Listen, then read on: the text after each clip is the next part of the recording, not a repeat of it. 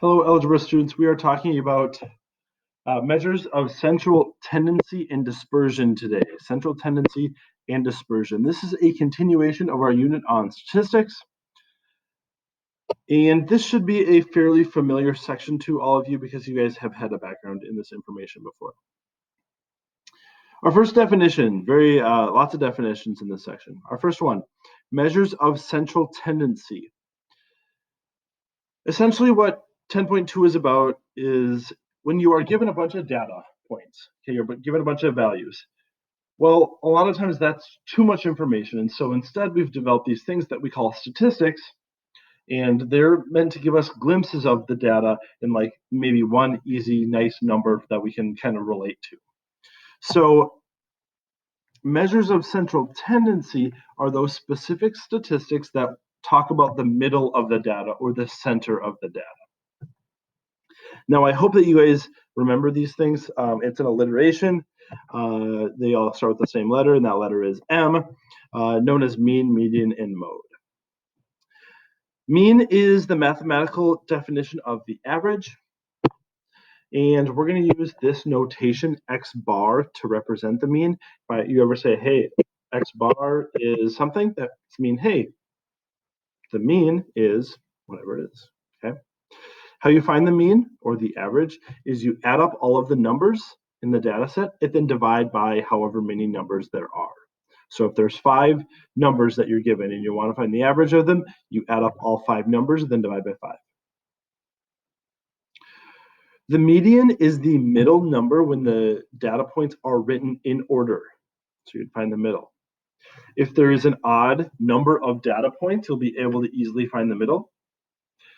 However, if there is an even number of data points, you're not going to really have a middle, you're going to have 2 middles. And so you would take the average of those 2 things, you would add them up and divide by 2. The mode is the number that appears most often in the data set. It is possible to have multiple modes. It is also possible that if no number repeats, it would have no mode. So we can have a mode, we don't have to, or we could have multiple modes. We got a couple examples. I'm just going to do one of them for the sake of time. We're going to forget about this. Find the mean, the median, and the mode of the data set. Well, to find the mean, we take our calculators and we add up these 1, 2, 3, 4, 5, 9 numbers. I've got a calculator here. I'm going to do that. 14 plus 17 plus 18 plus 19 plus 20 plus 24 plus 24 plus 30 plus 32. When I add those up, I get 198, and then I would divide by 9 because there are 9 digits to find the mean. Remember the mean, we use the notation X bar, and X bar is 22. The median is the middle number when written in increasing order. They already happen to be in increasing order for us. So we just have to find the middle. We can, play this fun game of like being like, okay, smallest, largest, then next. What you're going to find out is that the median is 20. The mode is now going to be the number that appears most often, and only the number 24 repeats, so that would be our mode. Moving on. We are not always only interested in the middle of the data. Sometimes we're interested in how spread out the data is. So we're going to have a couple different types of things that we're looking for when we talk about measures of dispersion or how dispersed or spread out our data is. The main one that we use is called the range. To find the range, you just take the largest number and you subtract the smallest number, and that will tell you the range. This one I do believe would be new to you. The first quartile is the median of the lower half of the data. So we already know how to find the median, right? That's the middle number when written in increasing order. In order to find the first quartile, you would take the lower half of the digits of the data points, and you would find the median again, and that would tell you the first quartile. I do want to point out that you're not going to use the median when you're finding the first quartile. So get rid of the median and then find the data. However, if you have two numbers in the middle, right, where you have to find the average of them, then you would use both of those points in finding your median. I'll show you an example of this, of how we find the first quartile in a minute. The third quartile is going to be the median of the upper half of the data. Well, that seems to make sense, right? The first quartile and then the third quartile would be the upper one, but like what happened to the second quartile? The second quartile is the median. Okay, that's the middle one. Because first quartile is the median of the lower half, and then second quartile is the median, and then third quartile is the median of the upper half. Interquartile range. It looks like I didn't put the definition there.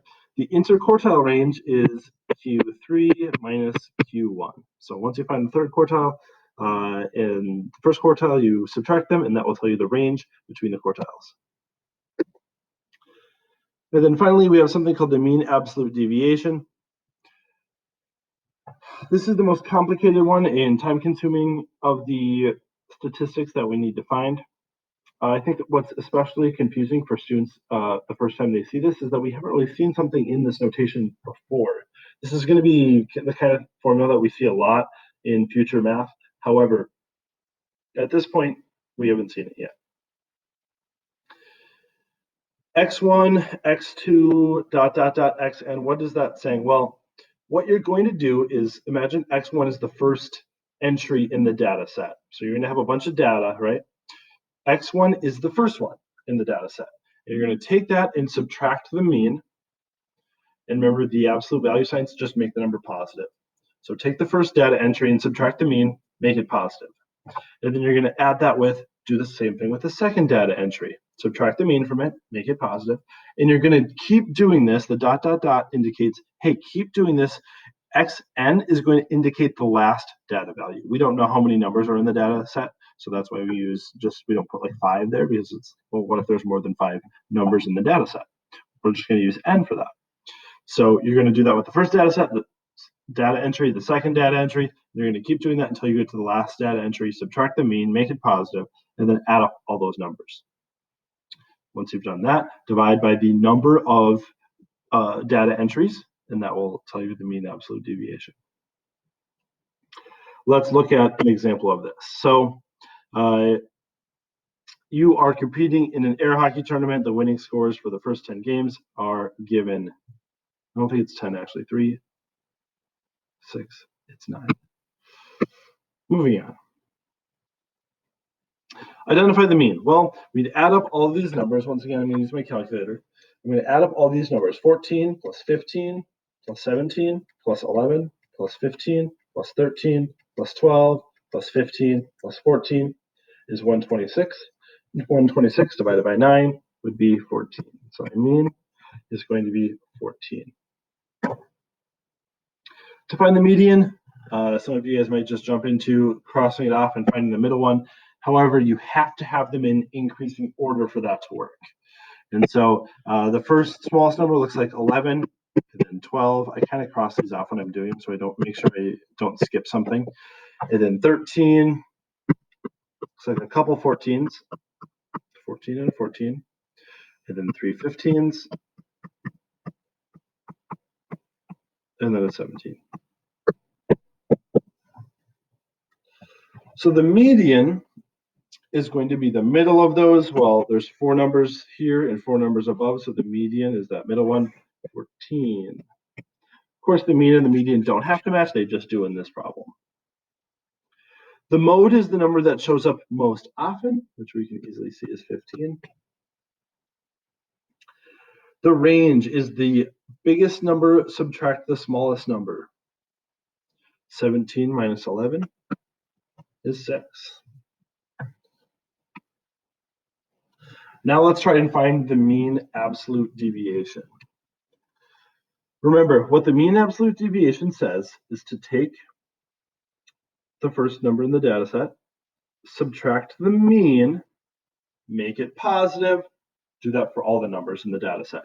It's not going to matter if I pull from this list or this list because all those numbers are the same. The 2 lists are the exact same numbers and we're just adding, so the order doesn't really matter. But I'll just use the first list just because that's what was given to you. So what you would do is you take the first number in the data set, 14, and subtract 14. That just gives you 0. Make it positive, it's still 0. So the first of the 9 things that we're going to have to do is we're going to get the number 0. We're going to add that with 15 minus 14. That's 1. Make it positive. It already is positive. That's fine. 17 minus 14 is 3. It's already positive. 11 minus 14 is negative 3, but make it positive. 15 minus 14 is 1. 13 minus 14 is 1, but make it positive. 12 minus 14 is 2. The absolute value of that is 2. 15 minus 14 is 1. And 14 minus 14 is 0. Add up all of those numbers and then divide by the number of data entries, which is 9. So 0 plus 1 plus 3 plus 3 plus 1 plus 1 plus 2 plus 1 plus 0 divided by 9 is 1.33 repeating.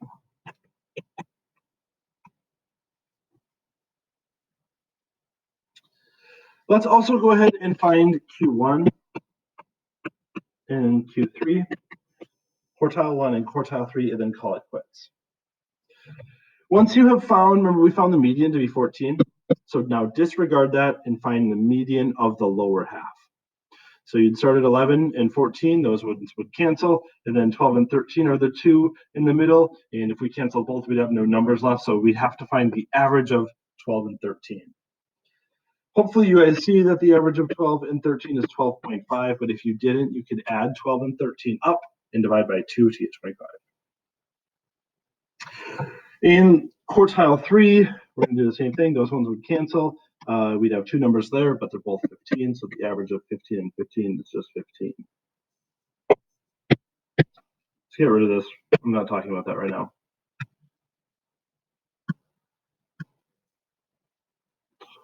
Let's find one more thing. Let's find the IQR. IQR is just Q3 minus Q1. 15 minus 12 would have to be 2.5. So we're done. So hopefully finding all these statistics makes sense. If you guys have any questions, please do check into my office hours.